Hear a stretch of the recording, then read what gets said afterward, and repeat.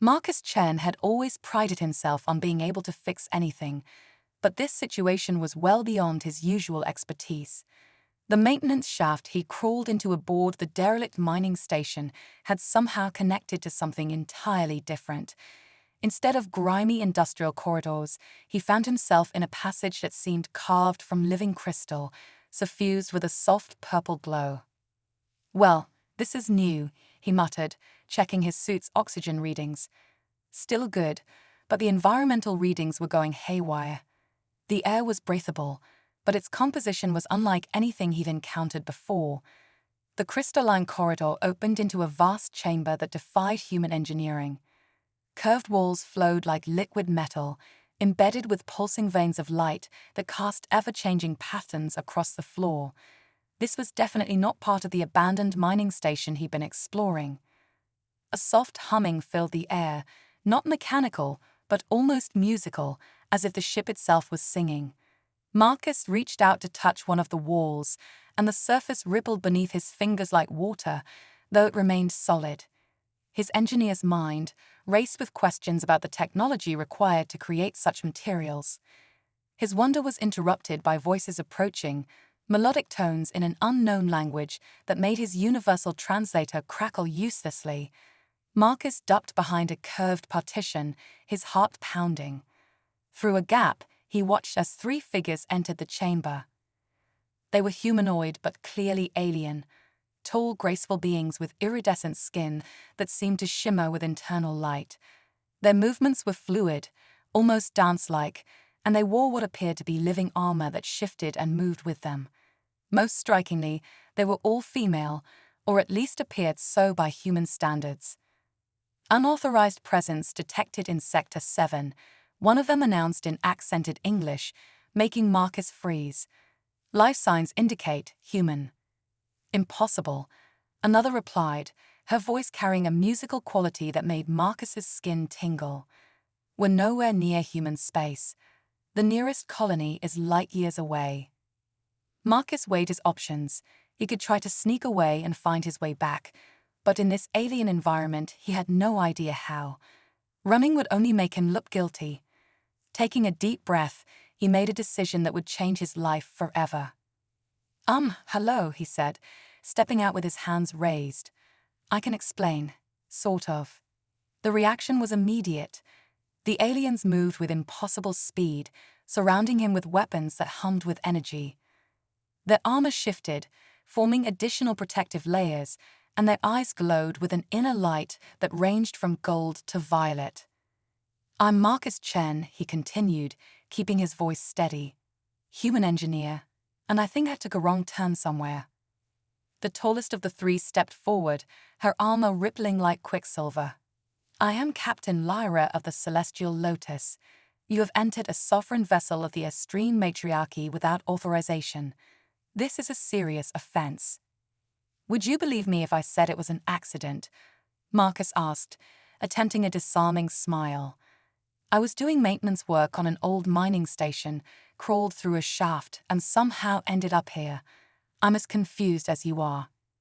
Captain Lyra's eyes narrowed, the golden glow intensifying. The spatial anomaly, she said to her companions. It must have created a temporary bridge. What do we do with him? One of the others asked, her weapons still trained on Marcus. Protocol demands immediate elimination of intruders. Marcus's smile faltered. I vote we skip that protocol. Look, I'm unarmed. I'm just an engineer who's very, very lost.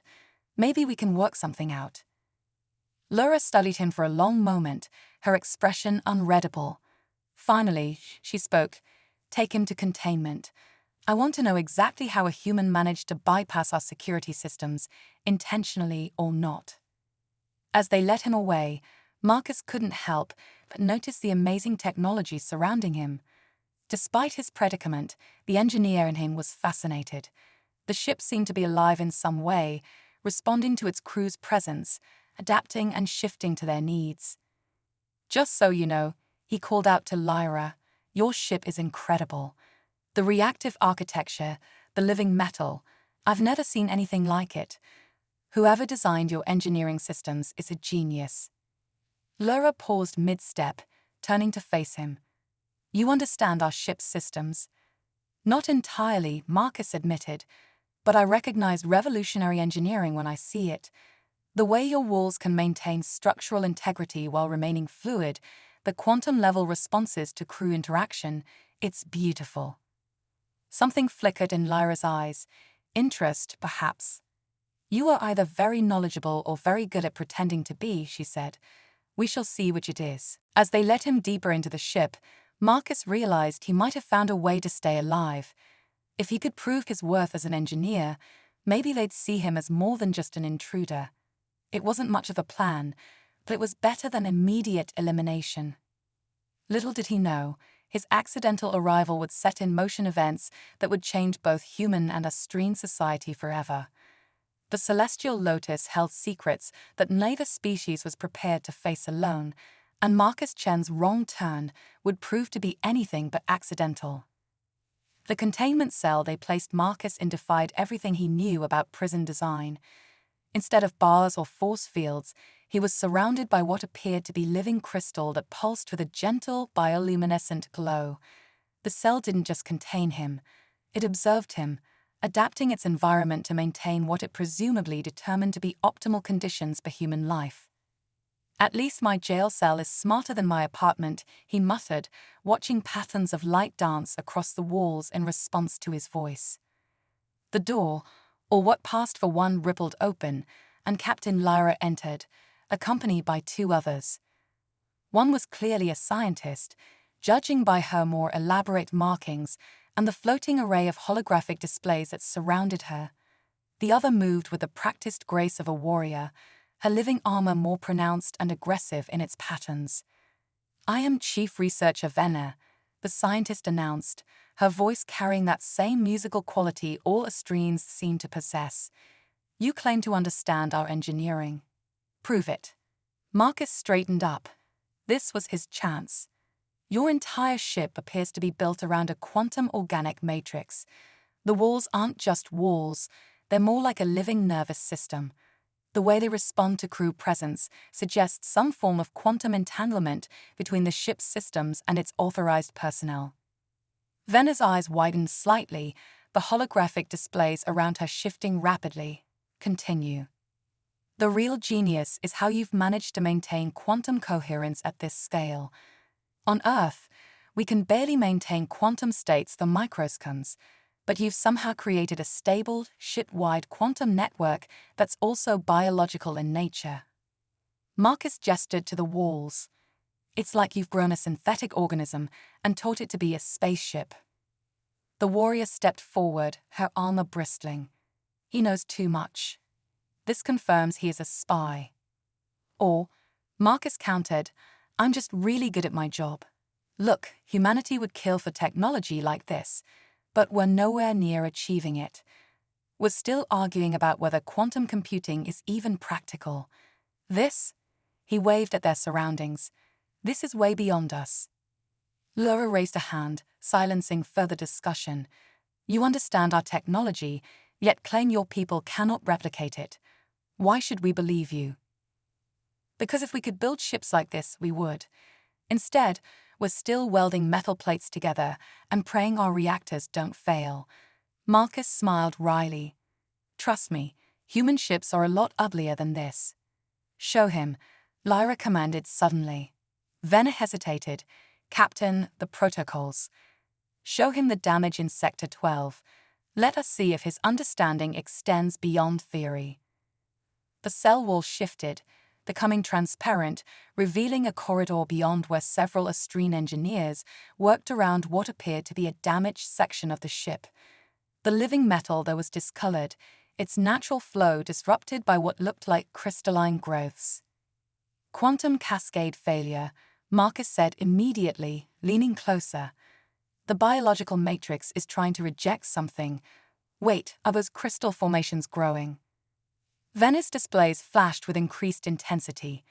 You can identify the problem. Maybe. It looks like your quantum organic system is fighting against some kind of crystalline invasion. Like an immune response, But it's not working because the crystals are somehow entangling with your ship's own quantum field. Marcus turned to them. How long has this been happening? The three Astrines exchanged glances. Finally, Lara spoke. Since we investigated the mining station where you claim to have come from. That's not a coincidence, Marcus muttered. The station was abandoned because of mysterious equipment failures. What if whatever caused those failures is now affecting your ship? Impossible, the warrior stated. Our technology is far superior to human constructions. Superior, yes, but also fundamentally different, Marcus argued. Human tech is crude but simple. Your ship is incredibly advanced, but also incredibly complex. What if that complexity makes it vulnerable to whatever this is? Lyra's eyes narrowed. You believe you can help. I can try.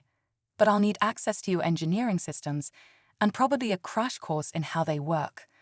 Marcus met her gaze steadily. Look, I know you have no reason to trust me, but right now, you've got unknown crystals growing through your quantum organic matrix. That sounds bad, no matter what species you are.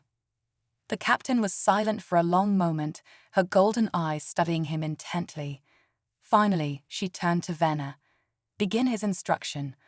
Under supervision, with limited access only. If he attempts anything suspicious... Yeah, immediate elimination, Marcus sighed. I got it the first time. To his surprise, Lyra's expression softened slightly. You are either very brave or very foolish, Marcus Chen.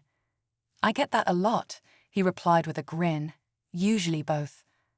As they let him out of the cell and toward the engineering section, Marcus couldn't help but notice how the ship's corridors seemed to pulse with increased activity.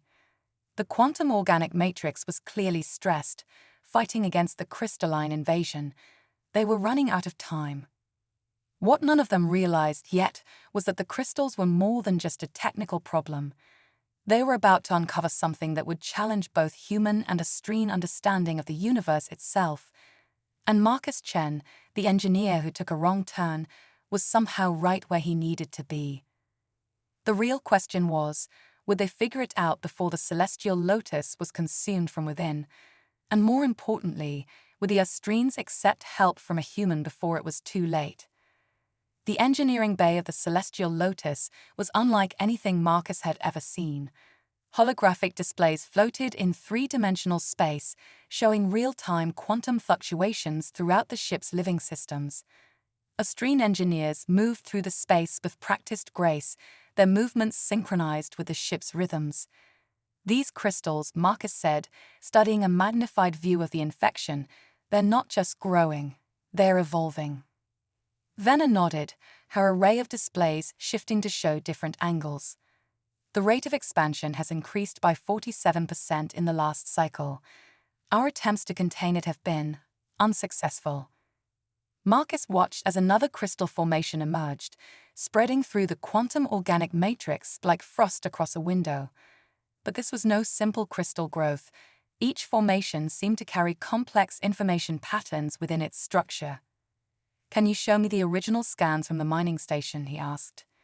The displays shifted, revealing images of the abandoned human facility. What caught Marcus' attention wasn't the decrepit machinery or the signs of hasty evacuation. It was what lay beneath. There, he pointed to a faint pattern visible through a crack in the station's floor. That's the same crystalline structure, but it's older, much older. Lyra stepped closer, her golden eyes narrowing. Explain. The mining station was built on top of something, Marcus said, his mind racing. Something ancient. When your ship investigated, it must have triggered a response.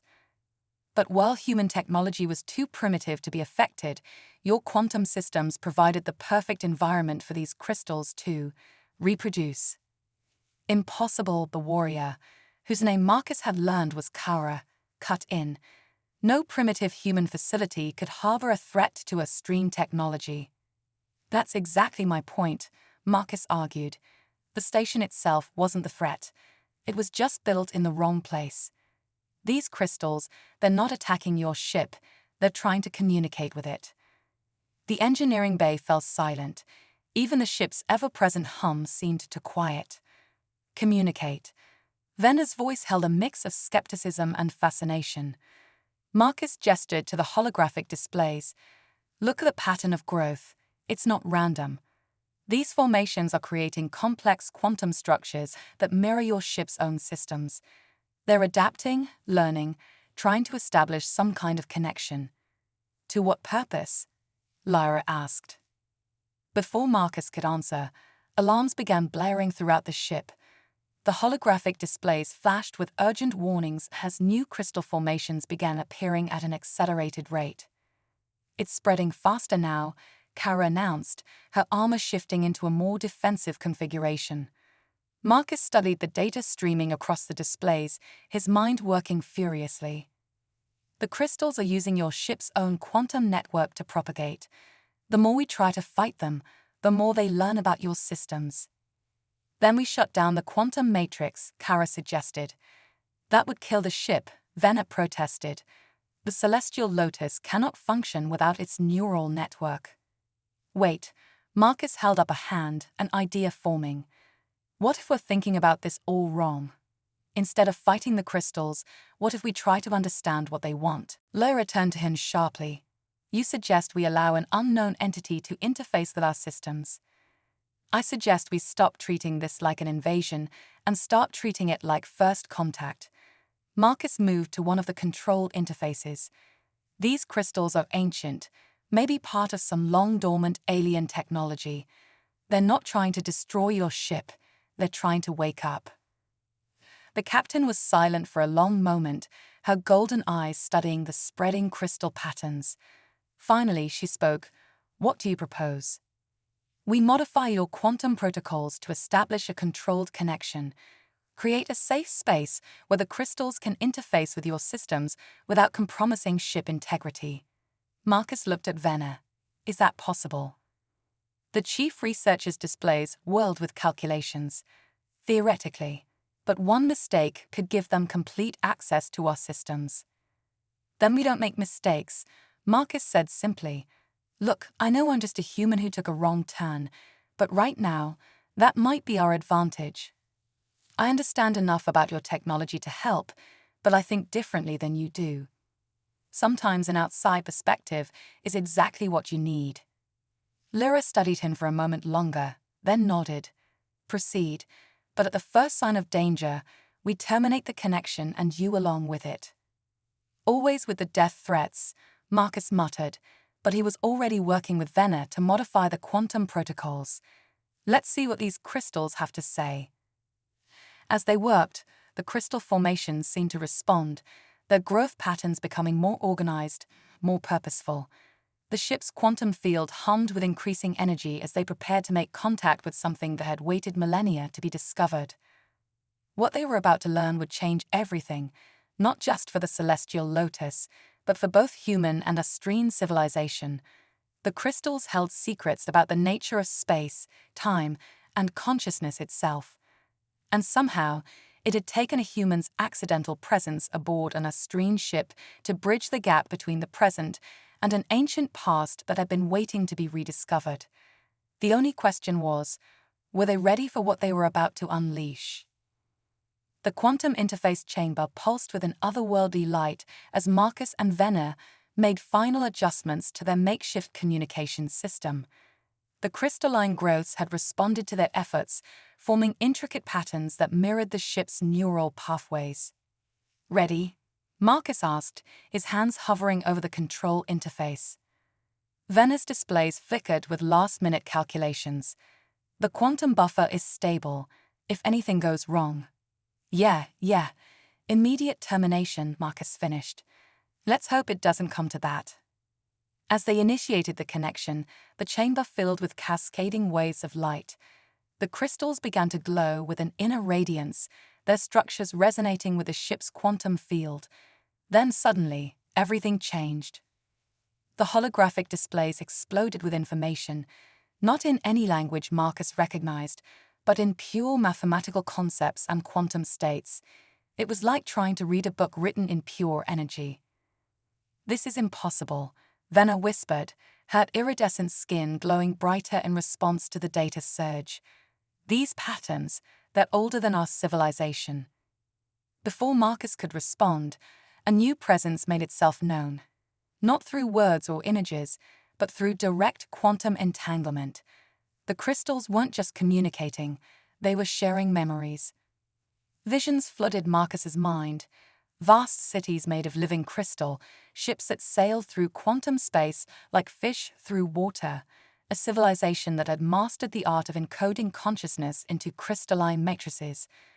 The predecessors, as Marcus instinctively knew them to be, had achieved what both humans and Astrines had only dreamed of. "They're not attacking the ship," Marcus gasped as understanding dawned. "They're trying to wake up." The crystals are data storage devices, quantum computers containing the entire history of their civilization. But something was wrong. As the information poured in, Marcus noticed patterns in the data that seemed out of place. Recent patterns. Someone had been here before them. "Captain," a new voice cut through the chamber. Security Chief Mira burst in, her armor in full combat configuration. "We have a situation. Someone is accessing restricted quantum protocols from within the ship." Lyra's eyes narrowed. "Explain." "The crystal activation sequence, it's being modified, redirected." Mira's armor pulsed with warning signals. Someone is trying to weaponize the predecessor data. Marcus felt his blood run cold. The strange patterns he'd noticed, they weren't random fluctuations. Someone had deliberately interfered with the crystal matrix, trying to turn ancient knowledge into a weapon. "Venna," he turned to the chief researcher, "can you trace the unauthorized access?" Before she could respond, the ship's alarms blared to life. Throughout the celestial lotus, crystal formations began pulsing with an angry red light. The quantum buffer they created was being overloaded. "It's coming from the primary research lab," Venna announced, her displays a blur of warning signals. "Andra," Lyra's voice was tight with anger. "She has clearance for those systems." "The new weapons researcher?" Marcus asked, already moving to modify the quantum protocols. "The one who's been so interested in my primitive human perspective." "She's not just a weapons researcher," Mira growled. "We've just confirmed she's been transmitting data to an unknown location outside the ship." The pieces clicked into place in Marcus's mind. "She's been planning this since before I arrived. The mining station, the crystals, she knew what they were and was waiting for the right moment to access them." "Can you stop her?" Lyra demanded. Marcus studied the quantum readouts, his mind racing. "Maybe, but I'll need full access to your systems. No restrictions." The captain hesitated for only a moment before nodding. "Do it." Marcus's fingers flew over the control interface as he dove deep into the ship's quantum architecture. The predecessor data was incredibly complex, but he began to see patterns in its structure. More importantly, he saw how Andra was trying to reshape it. "She's trying to use the crystal matrix to override your ship's quantum controls," he explained as he worked. "But she doesn't fully understand the technology." "Neither do I, but I know enough about quantum systems to see where she's made mistakes." "How?" Venna asked, her own displays mirroring his adjustments. "Because I'm not trying to control it," Marcus replied, his focus intense. "I'm trying to understand it. The predecessors didn't build weapons, they built bridges. Their entire technology was based on connection, not destruction." As if in response to his words, the crystal formations throughout the ship began to pulse with a softer light. The angry red faded, replaced by the gentle blue glow they first observed. "There," Marcus said, exhausted but satisfied. "I've locked her out of the primary systems. The crystals are responding to their original programming now." Lyra was already moving. "Mira, take your team and secure the research lab. I want Andra contained." But they were too late. When security forces breached the lab, they found it empty. Andra had fled, taking with her whatever data she'd managed to steal from the predecessor archives. "She'll be back," Mira stated grimly. "Whatever she learned from these crystals, she'll try to use it."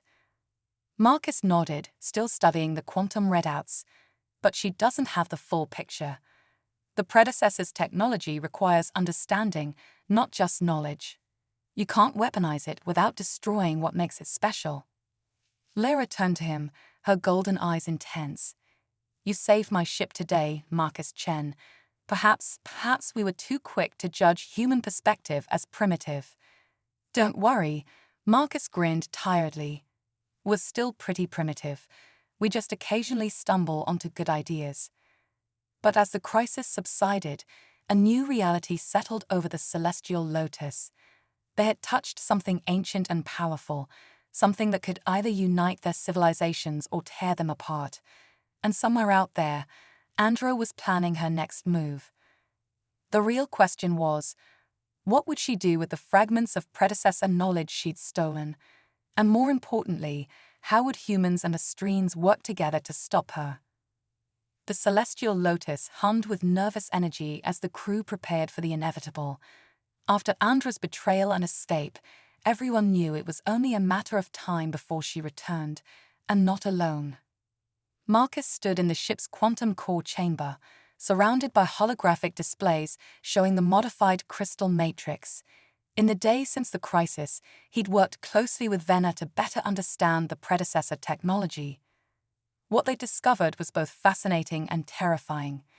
The crystals aren't just data storage, he explained to Lyra and the ship's command staff. They're part of a vast quantum network that once spanned galaxies. The predecessors used it to share knowledge, consciousness, even physical matter across space-time. And now Andra has access to part of that network, Lyra stated grimly. Not exactly, Marcus corrected. She has fragments of data, but without understanding the underlying principles. The ship's alert system suddenly blared to life. Mira's armor pulsed with warning signals as she accessed the security feeds. Multiple ships dropping out of quantum space, she announced. Configuration unknown. They're using some kind of hybrid technology. Marcus's blood ran cold as the tactical displays showed the approaching vessels. They were ugly, brutal things, clearly of human construction, but modified with crystalline growths that pulsed with familiar energy patterns. She did it, he whispered. She actually managed to combine human and predecessor tech. How was that possible? Venner demanded, her displays whirling with analysis. The quantum principles are completely incompatible. Unless you don't care about stability, Marcus realized. She's not trying to understand the technology, she's just forcing it to work, no matter the cost. As if to prove his point, one of the approaching ships suddenly shuddered, its crystal formations flaring with angry red light before the entire vessel disappeared in a quantum cascade failure. But there were more ships coming. They're charging weapons, Mira reported. Energy signatures unlike anything in our database. Lyra's voice cut through the tension. Battle stations. All hands prepare for. The first hit came before she could finish. The celestial lotus shuddered as hybrid energy beams struck its quantum shields. The ship's living walls pulsed with strain as they attempted to adapt to the unknown attack. Shields at 60% and falling, an engineer called out. The hybrid weapons are disrupting our quantum field. Marcus studied the attack patterns, his mind racing. They're using the crystal technology to target your ship's neural network. Each hit isn't just damaging the shields, it's corrupting your quantum matrix. Can we adapt? Lyra demanded. Maybe. Marcus moved to the control interface, but not by fighting back the same way. Captain, I need you to trust me. Their eyes met across the chaos of the command center. For a moment, Marcus thought she would refuse. Then she nodded. What do you need? Full access to the predecessor crystal matrix. And he added with a grim smile, I need you to tell your crew not to panic when the lights go out. Working quickly, Marcus began reconfiguring the ship's quantum systems. Instead of fighting against the hybrid attacks, he started synchronizing the celestial lotus's neural network with the crystal matrix. What are you doing? Venner asked, watching her displays shift and change. Something incredibly stupid, Marcus admitted. The predecessors didn't build weapons because they didn't need them. Their technology was based on harmony, not conflict, so instead of trying to fight, the ship's lights flickered and died. For a moment, everything was pitch black. Then, slowly, the crystal formations throughout the ship began to glow with an inner light. The quantum field shifted, no longer trying to maintain separation, but instead reaching out to connect. "Are you insane?" Mira demanded. "You're exposing our systems directly to their attacks." "No," Marcus corrected, watching the tactical displays. "I'm showing them what happens when you misuse predecessor technology." The hybrid ship's next attack hit the celestial lotus and passed through it completely. The energy was absorbed into the crystal matrix, redistributed through the quantum network, and then returned. Not as a weapon, but as pure information. The hybrid ship's crystal components suddenly began to resonate with the same frequency as the lotus. Their unstable modifications started to break down as the original predecessor programming reasserted itself. "Their weapons are failing," Mira reported, amazement in her voice. "The crystal formations are rejecting their modifications." Marcus nodded grimly. "You can't force harmony through violence." The predecessors understood that. Their technology isn't about domination, it's about connection. On the tactical displays, they watched as Andra's fleet began to fall apart. Some ships managed to retreat into quantum space, but others were overwhelmed by cascading failures as their jerry-rigged crystal systems collapsed. "The remaining vessels are withdrawing," Mira announced. "We've won." But Marcus shook his head. "No, we survived. Andra's still out there, and she'll try again. But next time we'll be ready," Lyra finished. She turned to Marcus, her golden eyes glowing with newfound respect. "It seems we have much to learn about the true nature of strength." As the crisis subsided and the celestial lotus's systems returned to normal, Marcus couldn't help but smile at the irony. It had taken a human's primitive perspective to help an advanced alien civilization understand that true power didn't come from technological superiority, but from understanding and adaptation. The battle was over, but the real challenge was just beginning. Somewhere out there, Andra was planning her next move, and when she returned, both humans and Astrines would need to work together to protect not just themselves, but the incredible legacy the predecessors had left behind. In the aftermath of the battle, the celestial lotus hung in space like a jewel among the stars, its crystal formations now pulsing with a steady, harmonious light.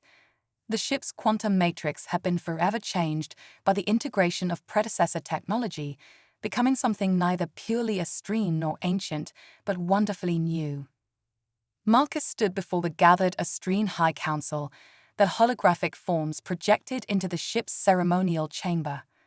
Captain Lyra stood beside him, her presence a silent testament to how far they'd come from his first days as a prisoner. "You understand the implications of what you're proposing?" the High Speaker asked, her form shimmering with barely contained energy. "I do," Marcus replied. "The predecessors didn't leave us their technology by accident. They were waiting for different species to learn to work together. What Andra tried to do, forcing the crystals to serve as weapons, that was exactly what they were trying to prevent. And now you suggest we share this knowledge with humans."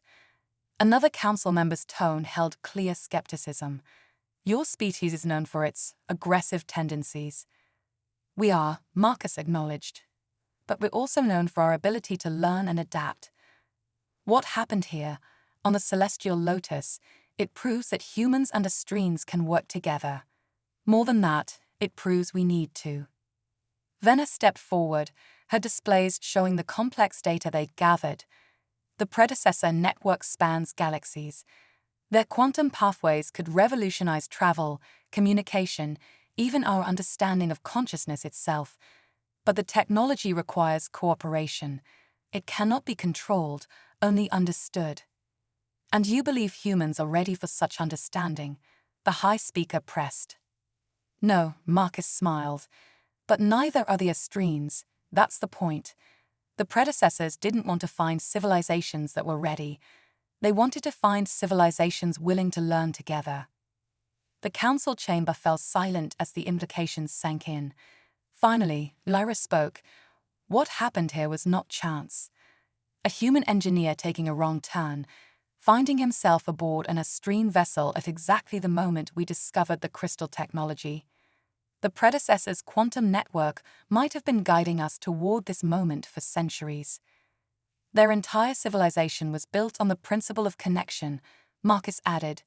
Not just technological connection, but the connection between different species, different ways of thinking. They didn't want successors. They wanted students who could learn from each other. The high speaker's form shifted, her energy patterns indicating deep thought. And what of Andra? She possesses fragments of this knowledge. She has data, Marcus corrected, but without understanding the principles behind it, without embracing the need for cooperation, she'll never unlock its true potential. The hybrid ships prove that. Yet she remains a threat. Mira interjected from her position near the chamber's entrance. Yes, Marcus agreed, which is why we need to work together. Humans, Astrines, we each bring different strengths to this partnership. My primitive perspective helps save the Lotus because I approach the problem differently than an Astrine would. Imagine what we could achieve if we combined our knowledge intentionally. The council members conferred among themselves that holographic forms shifting with patterns of light that reflected their discussion. Finally, the high speaker turned back to Marcus. We have reached a decision, she announced. The Astrine matriarchy will establish formal diplomatic relations with humanity. The Celestial Lotus will serve as our first joint research vessel, studying the predecessor technology with both human and Astrine crews. Marcus felt a weight lift from his shoulders. Thank you, High Speaker. Do not thank us yet, Marcus Chen, she replied, a hint of amusement in her tone. You will bear much of the responsibility for making this partnership work. After all, you are already familiar with our ways. Wait, Marcus blinked. Are you offering me a job? Lyra's lips curved in what he'd learned to recognize as an Astrine smile. Consider it a promotion. You're no longer our accidental guest. You are our official liaison with humanity. As the council session ended and the holograms faded, Marcus stood looking out at the stars through the ship's living crystal walls. The quantum network pulsed around them, carrying echoes of ancient knowledge waiting to be rediscovered. Having second thoughts? Lyra asked, moving to stand beside him. No, he replied, just thinking about how sometimes the biggest discoveries come from taking a wrong turn. There are no wrong turns, she said softly. Only paths we didn't know we needed to take. The Celestial Lotus hummed around them, its hybrid systems working in perfect harmony. Somewhere out there, Andra was still plotting, still trying to twist the predecessor's legacy into a weapon. But she didn't understand what Marcus had learned. True power didn't come from control or dominance, but from connection and cooperation. As the ship prepared to begin its new mission, Marcus couldn't help but smile. His accidental boarding of an all-female alien ship hadn't just changed his life. It had opened the door to a future neither humans nor Astrines could have imagined alone. The adventure wasn't ending. In many ways, it was just beginning. And this time, they would face it together, guided by the wisdom of those who had come before, united in their desire to learn, grow, and explore the infinite possibilities that lay ahead.